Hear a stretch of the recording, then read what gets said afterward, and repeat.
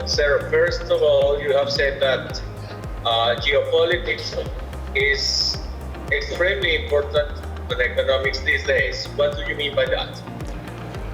Well, before I answer the question, let me just say what a real pleasure it's been to be here in Cartagena at the FLA conference, trying to answer the very question you've just asked me to a lot of very smart people sitting in the room. A bit of a challenge, but one which I've really enjoyed, and I've really enjoyed being back in South America generally. It's a particularly interesting question from the perspective of South America. A few weeks ago, a couple of eminent American academics published a paper in Foreign Affairs under the heading, The Continent Which Geopolitics Forgot.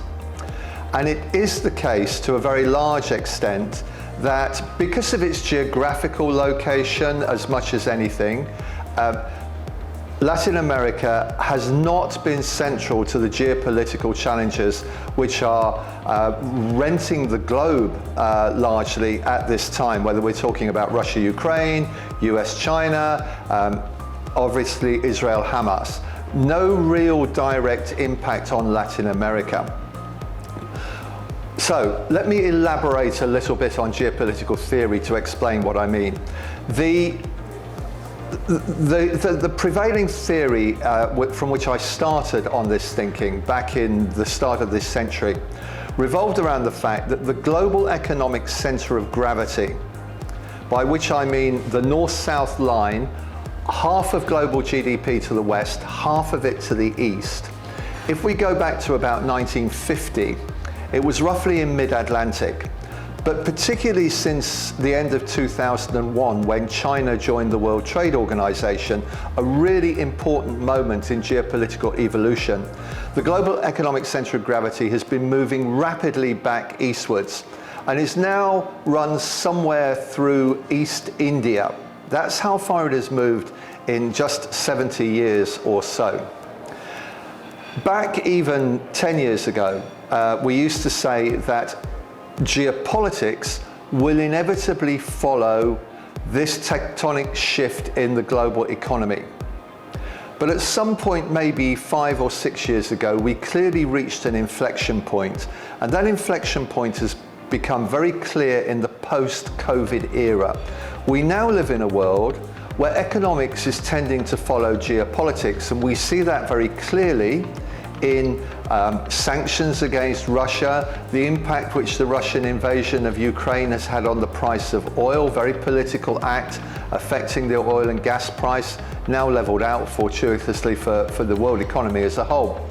And we're seeing it again in the tit-for-tat sanctions which China and the US are leveling against one another. This is all about their relative geopolitical standing. It is driving economics. It drove the BRICS proposed expansion, which of course is quite significant here in Latin America because Argentina stands to join Brazil as one of the BRICS members. It also drove the proposal put forward by Jake Sullivan a few months ago to launch a new Washington consensus, which is a very different model to the old Washington consensus, but again is focused primarily on economic well-being theoretically, but is actually about power blocks and geopolitics. So that's what I mean by putting forward this thesis of the relationship between geopolitics and economics in the 2020s. It's a new world, it's different to what most of us have experienced, certainly since the end of the Cold War, and it is a change which is really, really important for investors and economic policymakers to take on board. Even though Latin America is not, let's say, at the center stage, it is clear that the region will find challenges as well as opportunities for not being geopolitically important. How do you see that? Well, I think the first and most obvious challenge is finding a balance between being on good relations with China, which has really, really ramped up its diplomatic relations with most of Latin America now, and the more traditional relationship which many Latin American countries have enjoyed with the US. Now, I wouldn't for one moment want to suggest that every country in South America has close relations with the US in the sense of good relations, but geography says that you have to have a relationship with America whether you like it or not. The old joke about Mexico caught between God and the United States applies to South America as a whole, in my view, to a greater or lesser extent, even though we do not yet, I'm going to put in brackets after that, have a latter-day equivalent of the old Monroe Doctrine from 100 and whatever it was, 20 years ago or so. So China finds itself, China is courting Latin America. It's not just about the BRICS structure, it's actually about having good relations with Latin America as a whole, partly for resource reasons, partly for political reasons, partly for economic reasons. At the same time, the US, of course, remains a major player in the Western Hemisphere, and there's no escaping that. Now, this is a big challenge for the Latin American countries. If we look at Southeast and Northeast Asia, for several decades now, countries in that region have been trying to strike a balance between Washington and Beijing. And for quite a long time, they were able more or less to get away with this, being a little bit closer to one than the other perhaps, but somewhere in the middle of a spectrum between those two capitals. That era is almost over, and the Asian countries are basically having to take sides these days. We've seen Philippines get much closer to the US in the last 12 months. South Korea recently signed an agreement with Japan, which is of historic importance, brokered by the Americans, putting to one side tensions which have existed between those countries for many, many years, in fact, since the end of the Second World War. This is being driven by geopolitics. It's being driven by rivalry between China and the US. Other countries, of course, siding with China. Cambodia, very close to China. Myanmar, very close to China. But choosing sides is becoming a reality in that part of the world. And it remains to be seen the extent to which Latin American countries will be able to avoid having to choose sides over time. I don't think it's automatic that simply because Brazil is in the BRICS group and has been in the BRICS group ever since it was first set up, that it's going to drift towards China. I think Brazil, big important country, leader of the global south. I hate that phrase global south, but we all know what we mean by it. Will make its own mind up about things. As we saw, Lula clearly was not particularly happy with some aspects of the recent BRICS summit in South Africa. Argentina will not necessarily drift more towards China simply because it too is going to join BRICS. It may well, well, let's see what the new Argentinian government brings with it, because I think that's a very big question, and much bigger than relations between China and the US and Argentina in the middle. At the same time, we shouldn't forget Europe. Europe has suddenly woken up again to how important Latin America is after years of treating it as geopolitically irrelevant. And I do firmly believe that the Mercosur EU agreement will be concluded at some point early next year. I very much hope it will. I think it will be a big boost for Europe and for Latin America, despite the fact that there will still be tensions and issues.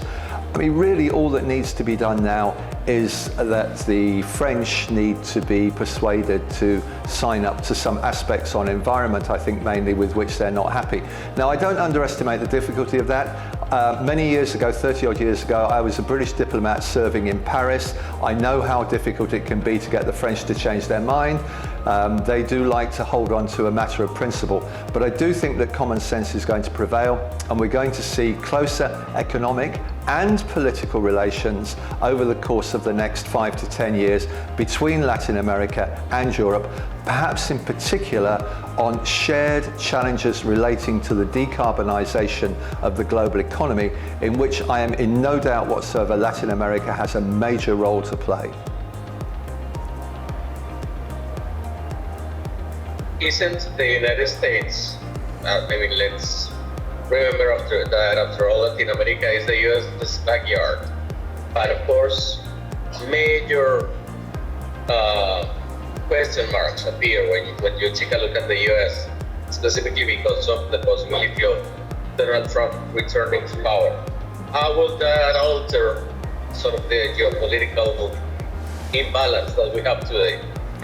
In the last few days, we've seen a great deal of media coverage of the 2024 US election. For obvious reasons, it's pretty much a year away now. We had the state elections in the US very recently.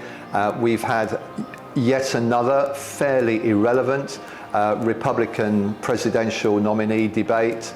And we've had some opinion polls coming out from New York Times Siena, which suggest that Donald Trump is in a good position, I wouldn't go as far as to say a strong position, to beat Biden in 5 out of 6 key swing states, assuming, of course, that it is Trump versus Biden again, which I think is probably the consensus at this time, albeit that there's still a year to go and a lot can change in the meantime.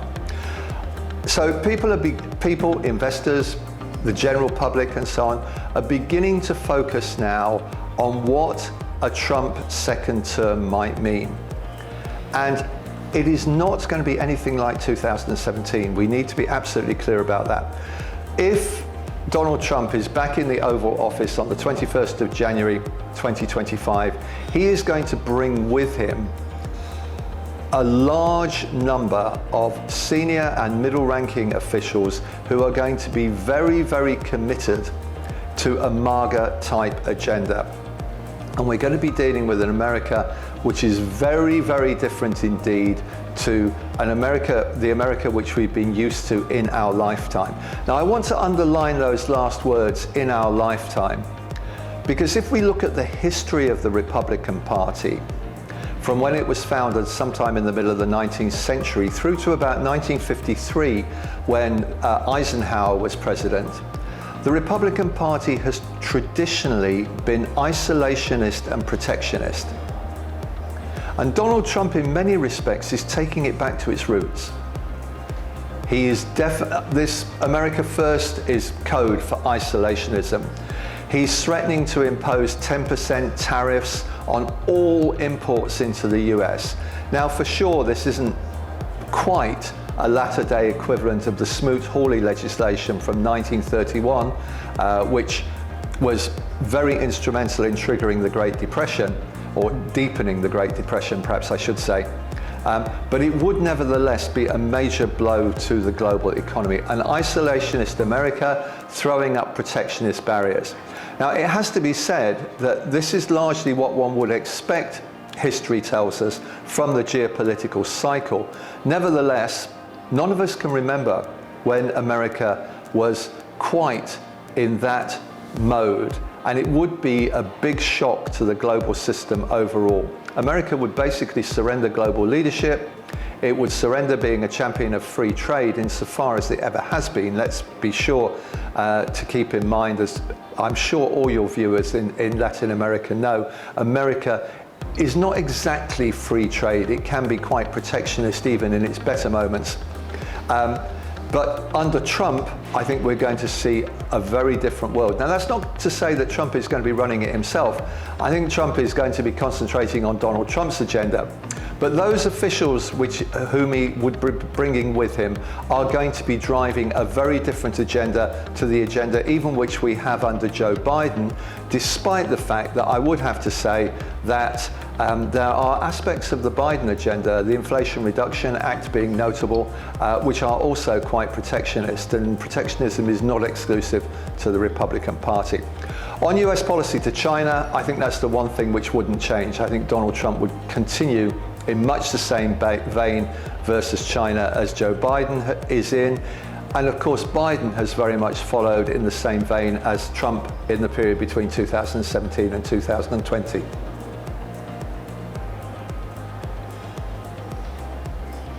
What role are natural resources going to play? Are there Are they going to play a major role as before, or are they going to be sort of the major drivers of geopolitical forces, for example? I ask you this because, of course, as you know, Latin America is, or particularly South America, is very rich in minerals as well as in, of course, land and water. How do you see this? I do think that natural resources are going to continue to be extremely important. And in so saying, despite the fact that I've already started talking about decarbonisation, I'm not taking oil and gas off the table at this stage. We may be very close to what is colloquially referred to as peak oil demand. I would personally agree with the International Energy Agency in Paris that we are likely to see peak oil before the end of this decade, but the likes of Brazil and Guyana should not worry too much about having stranded assets in the ground just yet as far as their oil wealth is concerned. I'm sure a lot of that oil is still going to come out of the ground and be commercially viable at market price. But we are seeing an important shift in resources over time away from hydrocarbons, of course. And that's going to bring a lot of new minerals into play and expand the importance of minerals which are already of significance to the global economy. South America is rich in many of those. Some of it we know about already. Others are beginning to register more strongly on market consciousness. And I'm thinking in particular of the so-called strategic minerals, the rare earths, in which China has a near global monopoly in terms of mining and processing. And we are seeing a major effort beginning in developed countries, at least now, to move away from China-dominated supply chains, especially as China looks to use its strength in those minerals for retaliation against American sanctions designed to deny China access to high-tech, high-end semiconductors. Now, America is going to continue to ramp up those sanctions which are designed, according to Washington, to protect US national security, to prevent China using those high-tech microchips for military purposes. In fact, as the Americans well understand, and as China certainly understands, denying China state-of-the-art cutting-edge microchips is likely to hobble the whole of China's economic evolution. That's not to say China is going to go into negative growth, but it is going to make sustaining, let's say 5% growth, because that's China's target for this year. This is going to make sustaining 5% growth or so more difficult. Frankly, I think the world needs to get used to, for all sorts of reasons, needs to get used to a China which is probably going to grow at somewhere between 3 to 4% per annum for the foreseeable future.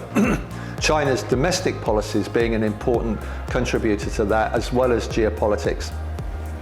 Now, rare earths are not all that rare. They're just quite difficult to get out of the ground, and they are quite hard to process in a manner which is not environmentally damaging. Nevertheless, with supply chains looking to move away from China, I think there are some great opportunities for Latin America in the area of many of these metals, as well as existing high-end metals such as copper, nickel, and so on, which are going to be absolutely central to the decarbonisation of the global economy. Let's not forget too that Latin America is very rich in natural resources which grow rather than having to be mined.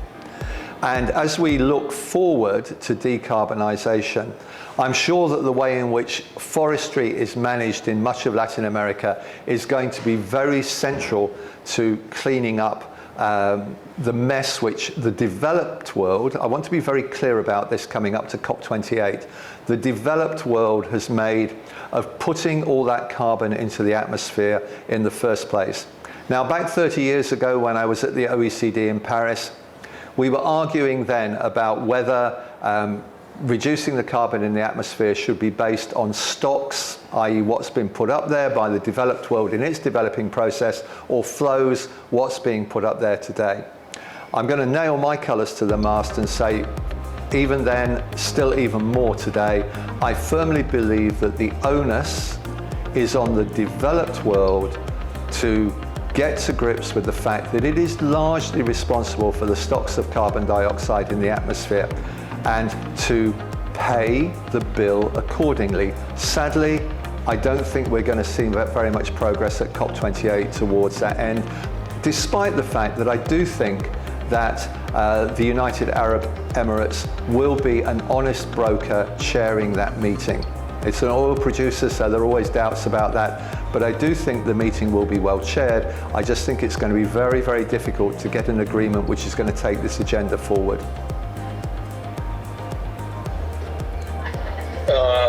The expression black swans has been very popular lately, but you use the expression gray rhinos.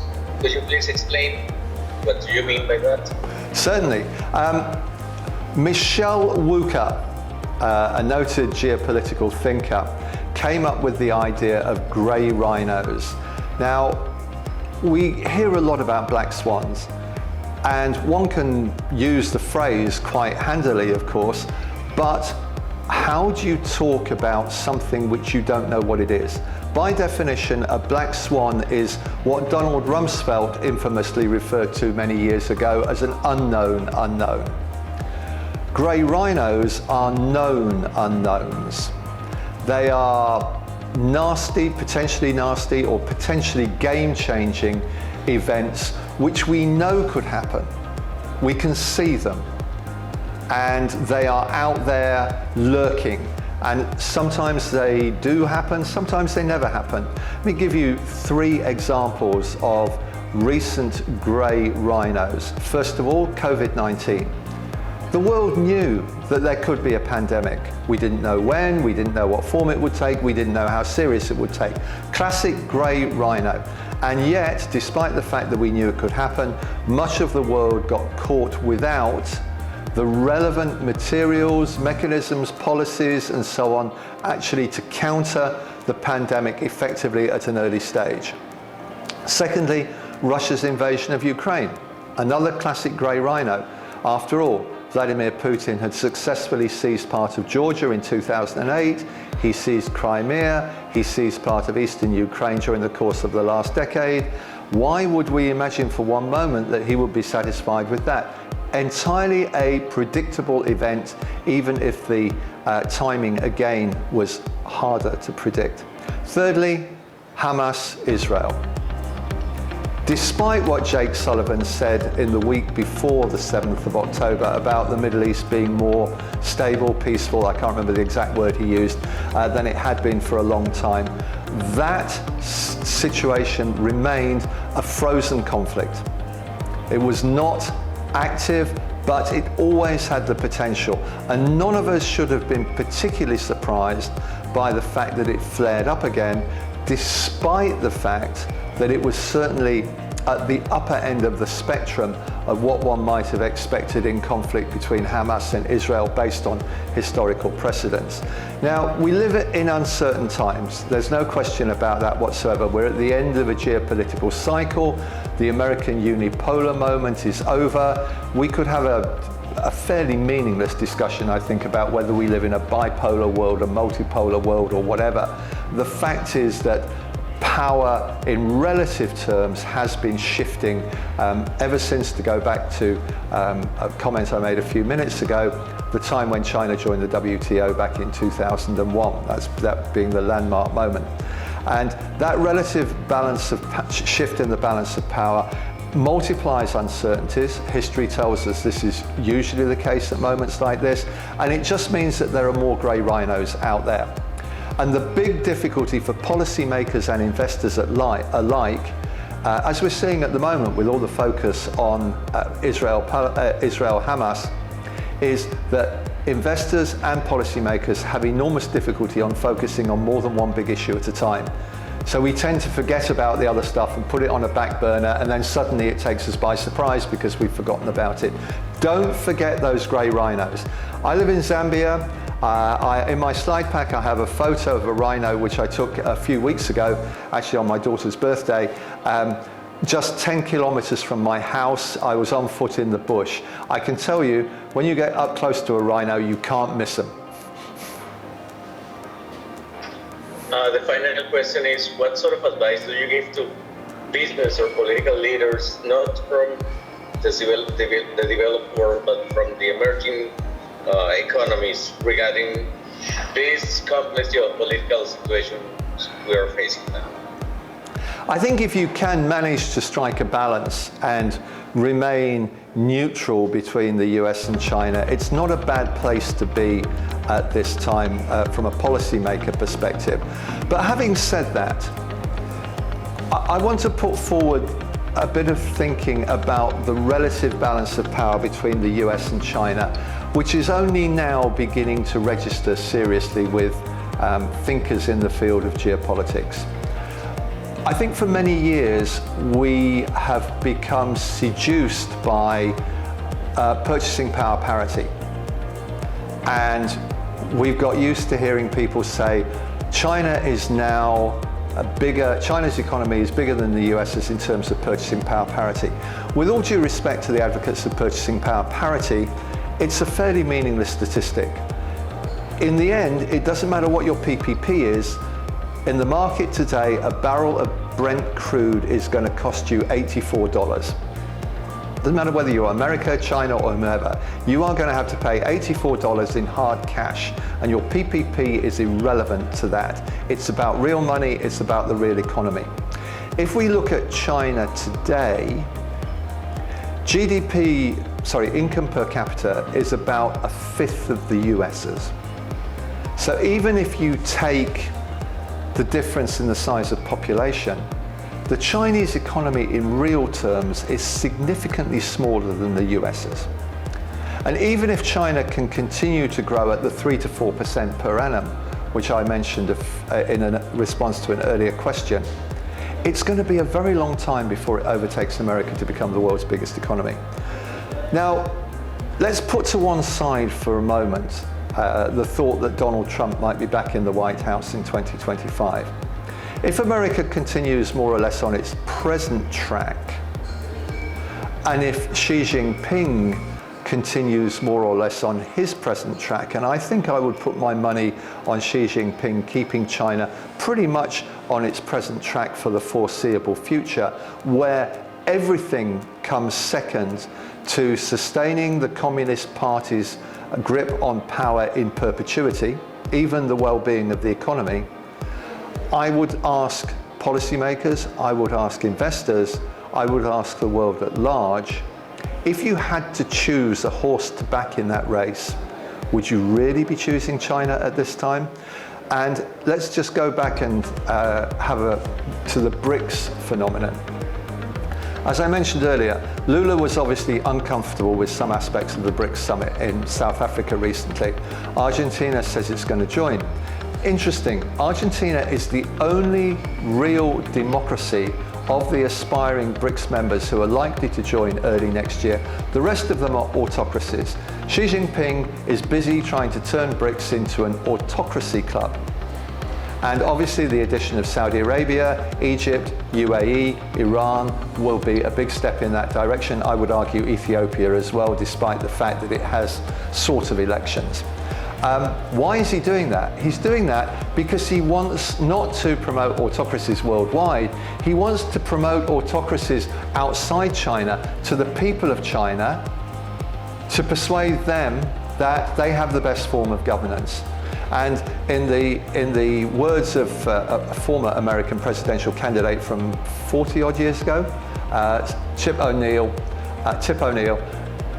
all politics is local.